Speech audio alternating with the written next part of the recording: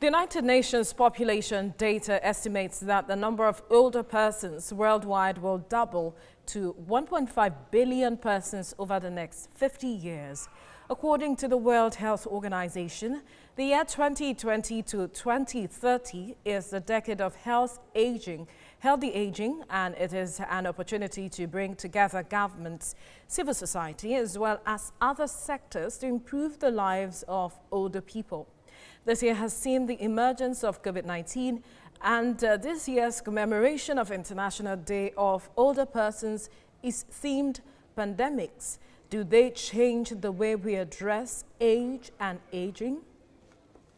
Joining me via Skype from Edo State is Professor Obehi Akoria, consultant, geriatrician, and Deputy Chairman, Medical Advisory Committee, Clinical, University of Benin Teaching Hospital. Thank you for joining us on the Midday News. Thank you. Now, talk to us. How have we fared in the aspect of taking care of older persons as a country? I think that we need to situate that question within a time frame. All right. So are you saying how have we fared in 60 years of our existence? In 30 years, since we're celebrating 30 years. So in the last 30 years, you would like me to speak about how we have fared in taking care of the elderly as a country? Right. Fine. So that speaks to quite a long time, and that will be from when I was in my 20s up till now. And I would say that as a country, it doesn't look as if we are doing better. We have concerns about the plight of older persons across the country.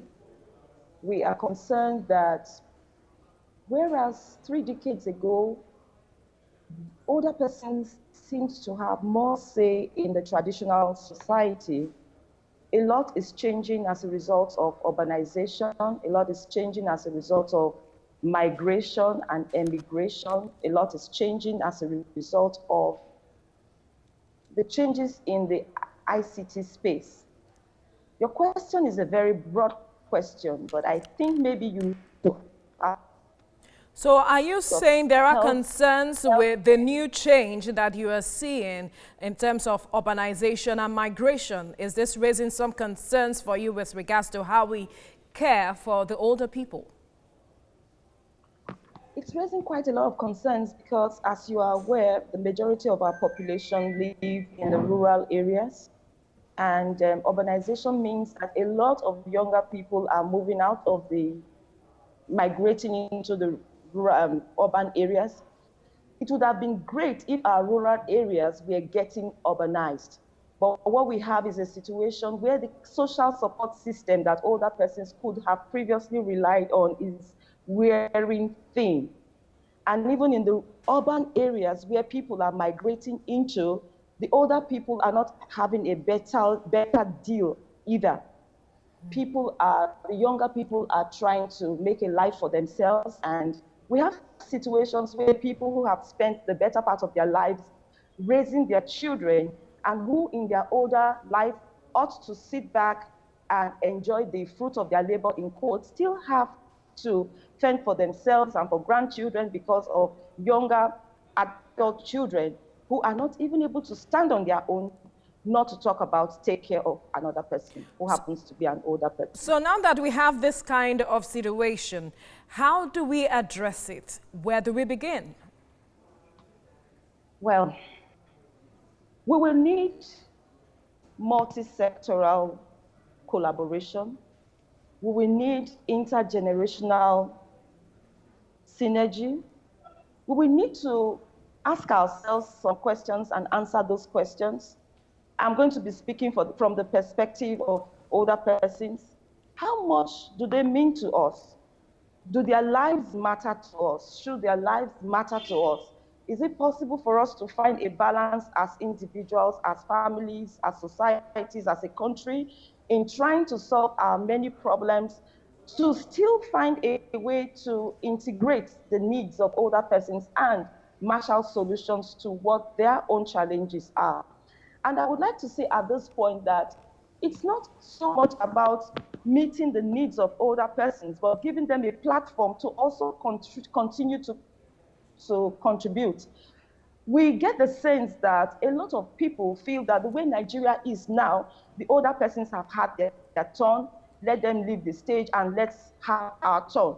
But I think that we can have a situation where older persons who have lived their lives can continue to contribute, even in their skill sets, can contribute in many aspects of society to moving the society forward alongside younger persons.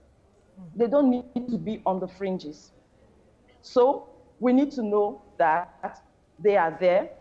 They are not just a set of needy people. They can contribute and they should be allowed to contribute. We also need to know that they have peculiar needs, especially healthcare needs. They also have social needs, they have financial needs. So we can talk, for example, about their healthcare needs. As we are aware, only a small percentage of older persons ever worked for government. Only a small percentage of that have any form of healthcare insurance. We're also aware that this is a subset of the population where a lot of people have 1, 2, 3, 4, 5 diseases coexisting. The healthcare utilization needs are high. Most people pay out of pocket for their healthcare. And so we need to do something to make healthcare more accessible to older persons. All right, Dr. Akoria, we have to leave the conversation here now. Thank you so much for your time on the news.